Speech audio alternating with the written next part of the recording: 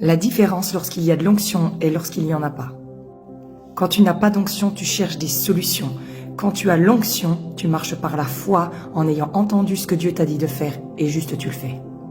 Lorsque tu n'as pas d'onction, tu es comme un coach qui essaye de motiver les gens. Mais quand tu as l'onction, tu es un prédicateur dont les paroles sont appuyées du Saint-Esprit et qui transforment les vies. Lorsque tu n'as pas d'onction, tu cherches à faire du chiffre. Lorsque tu as de l'onction, tu cherches à faire des disciples. Lorsque tu n'as pas d'onction, tu produis une œuvre de la chair, donc tu t'orgueillis. Quand tu as de l'onction, tu es en paix et tu es dans l'humilité parce que tu sais que tout vient de lui. Quand tu ne fonctionnes pas dans l'onction, tu finis par t'épuiser parce que tu le fais de tes propres forces. Quand tu marches dans l'onction, tes forces se multiplient. Lorsque tu n'es pas dans l'onction, tu es juste un chanteur qui anime la foule. Quand tu es dans l'onction, tu changes l'atmosphère et tu plais à Dieu. Lorsque tu n'es pas dans l'onction, tu donnes une information aux gens. Quand tu es dans l'onction, tu donnes une révélation aux gens. Lorsque tu n'as pas d'onction, tu peux être un pasteur ou un responsable ou quoi qui organise son église.